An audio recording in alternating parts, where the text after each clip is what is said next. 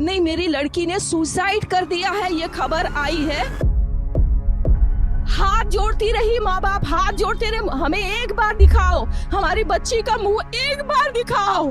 हमको नहीं दिखाया गया। But the horrific Kolkata rape and murder of a junior doctor was found dead inside a government-run medical college and hospital's seminar hall in Kolkata. बच्ची का शरीर में कोई कपड़ा नहीं था, पैर दोनों राइट एंगल में मिला गया।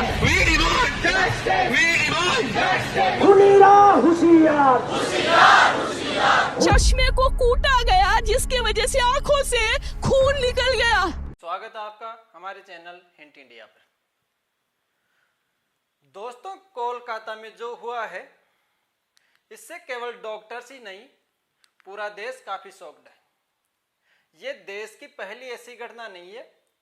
इससे पहले भी कई ऐसी घटनाएं, Nirbhaya rape case, Shakti mills rape case, Hathras gang rape case, Kathua rape case, Asaram Babu parole और बाबा राम रहीम पेरोल जैसी घटनाएं हुई है और आगे भी होती रहेंगी। मगर इस कांड के बाद जिस तरह की जानकारियां सामने आ रही है पोस्टमार्टम रिपोर्ट से, उसके बाद आखिर किस तरह से ममता बनर्जी सरकार इस केस को हैंडल और मिसहैंडल कर रही है और इस मामले को दबाने की जिस तरह की कोशिश की जा रही है, इन सब चीजों से लोग, जिनमें डॉक्टर्स और स्टूडेंट्स काफी नाराज होकर विरोध प्रदर्शन पर उतर आए हैं। अब दोस्तों, मैं आपको बताता हूं आखिर हुआ क्या है इस केस में। 9 अगस्त 2024 को लोकसभा के आरजी कर हॉस्पिटल में एक महिला की अर्धनग्न अवस्था में लाश मिलती है। इसके बाद जो पहले फोन किया जाता है इस मर्डर केस में, इस केस को दबाने की शुरुआत यहीं से हुई। दोस्तों, पहले फोन उसकी फैमिली को किया गया और महिला के माता पिता को। उसमें उन्हें बताया गया कि महिला की मौत सुसाइड से हुई थी और यहीं से पूरी कहानी शुरू होती है इस केस को दबाने की और राजनीतिक खेल की। जब यह बात सामने आती है कि यह सुसाइड नहीं है, यह तो गैंग रेप और मर्डर केस है, और फिर ऑटोप्सी में पता चलता है कि किस तरह से महिला को गला दबाकर मारा गया था, कैसे उस पर शारीरिक टॉर्चर किए गए, जिसकी वजह से उसका थायराइड कार्टिलेज टूट गया था।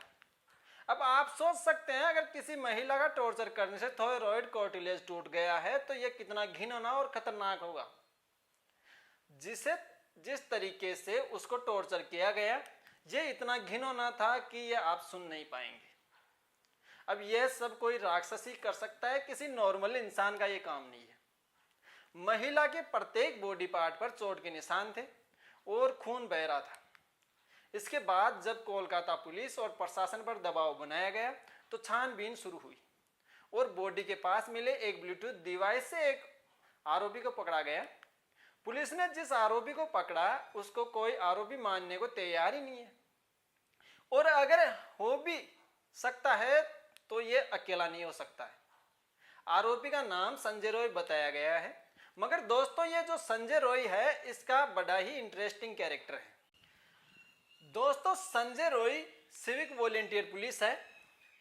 सिविक वॉलेंटियर पुलिस वो पुलिस है जो कोलकाता पुलिस की जरूरी केसों में, मर्डर रेप केस जैसे केसों में उनकी मदद करती है। ये प्राइवेट पुलिस सैलरी के तौर पर हायर की जाती है और इसी वजह से माना जा रहा है कि कोलकाता पुलिस ने इस केस में इंटरफेयर करने की कोशिश की थी। संजय रॉय की आरजी कर अस्पताल में इतनी पकड़ थी कि इसके पास हॉस्पिटल का एक्सेस था और इसका हर डिपार्टमेंट में आना जाना लगा रहता था और अस्पताल में यह दलाली का काम भी करता था। दलाली के काम के लिए संजय रॉय पेशेंट को एडमिट कराने और क्लिनिक में बेड दिलाने के लिए जैसे काम करता था। संजय रॉय के फोन से काफी पोर्न वीडियो मिले हैं और बताया जा रहा है कि इस शख्स को पोर्न वीडियो की लत थी। संजय रॉय पोर्न एडिक्ट था।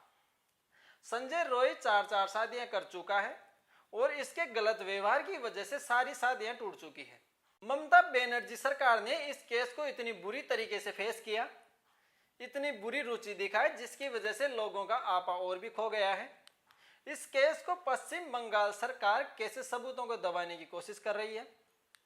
आरजी कर कॉलेज के प्रिंसिपल जो पहले इस्तीफा नहीं दे रहे थे, दबाव के बाद वह इस्तीफा देते हैं और इस्तीफा देने के 8 घंटे बाद सरकार उन्हें कोलकाता नेशनल मेडिकल कॉलेज में शिफ्ट कर देती है। इससे स्टूडेंट नाराज होकर प्रिंसिपल का कमरा लॉक कर धरने पर बैठ गए। इतने झोलझाल के बाद ममता बनर्जी प्रेशर में आकर कहती है कि हम तो आपके साथ हैं, हम तो न्याय चाहते हैं जो पीड़ित है, और मैं मांग करती हूं कि आरोपी को कड़ी से कड़ी सजा मिले। ममता बनर्जी ने साथ ही कोलकाता पुलिस को अल्टीमेटम भी दिया कि अगर केस मंडे तक सॉल्व नहीं किया तो मैं केस सीबीआई को सौंप दूंगी। लेकिन इससे पहले ही हाई कोर्ट ने केस सीबीआई को हैंड ओवर कर दिया। दोस्तों, सबसे बड़ा सवाल यह है कि शुरू से लोग पुलिस पर विश्वास क्यों नहीं कर रहे थे और केस सीबीआई को देने की मांग क्यों कर रहे थे? आखिर प्रशासन किसे बचाने की कोशिश कर रहा था?